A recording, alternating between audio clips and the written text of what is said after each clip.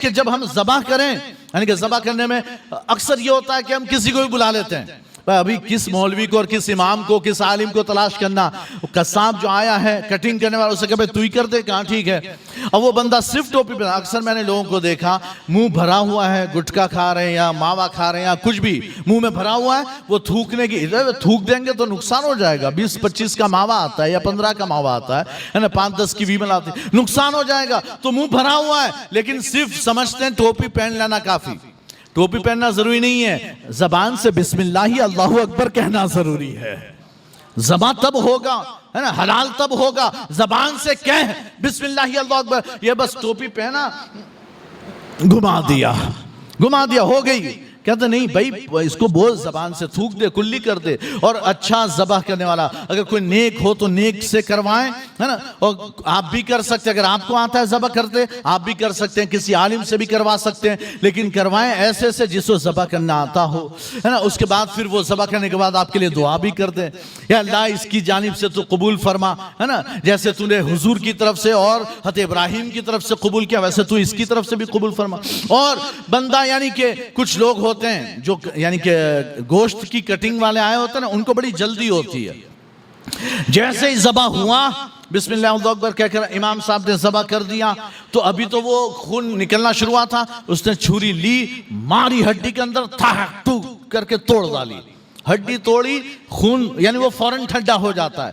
اگر ہڈی نہ توڑیں, وہ اندر کی رگیں نہ توڑ دیں تو پھر کیا ہوتا ہے کہ خون بہتے بہتے تھوڑا 2-4 منٹ لگتے ہیں, وہ تڑپ رہا ہوتا ہے, ہل رہا ہوتا ہے اور خون بہ رہا ہوتا ہے. تو یہ ٹاک دے کے ہڈی یہاں سے یعنی کہ اندر چھری گھسیڑ کے ایسے توڑتے ہیں کہ بندہ یعنی کہ جانور فوراً ٹھنڈا. کہتے ہیں یہ آسان کیوں, جیسے بھائی ہم کو اور بھی جگہوں پر جانا ہے تو جلدی سے چمڑا اتارو. چمڑا اتارنا شروع کیا اور جلدی سے کٹنگ شروع کیا.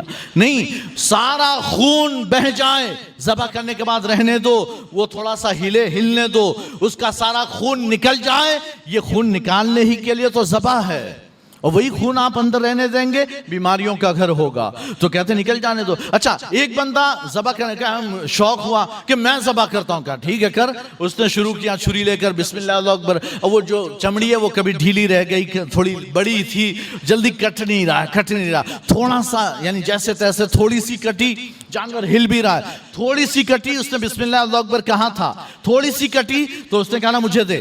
جو باجو میں تھا نا منڈی پکڑ کر اس نے کہا مجھے دے, لیا اور ایسے گھما دی جلدی سے. بسم اللہ اللہ اکبر نہیں کہا, جانور حرام ہو گیا, قربانی ہوئی نہیں, جانور حرام ہو گیا, گوشت کھانا حرام. یہ اکثر لوگوں کے ساتھ معاملہ ہوتا ہے. تو اگر یہ بندہ پہلے جس نے چھری گھمائی اس نے بسم اللہ پڑھا, اگر دوسرا گھما رہا ہے اس کو بھی چاہیے کہ بسم اللہ پڑھے.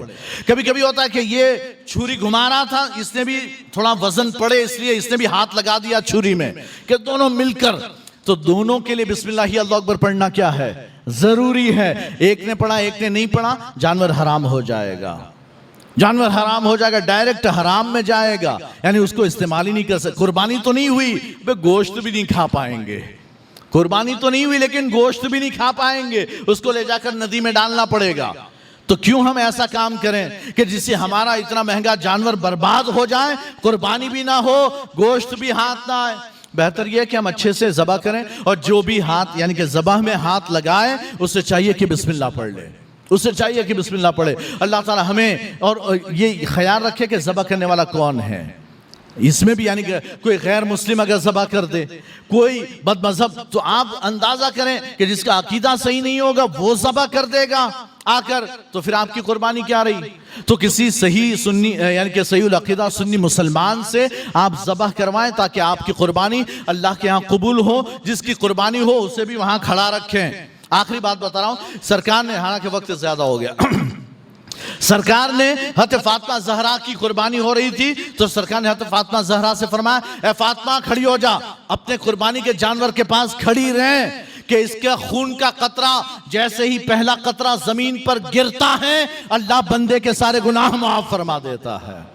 اور یہ جذبہ پیدا ہوتا ہے کہ آج تو جانور اللہ کے لیے قربان کر رہے ہیں, وقت آئی تو اپنی بھی اپنی اولاد کی بھی قربانی کرنے سے ہم پیچھے نہیں ہٹیں گے.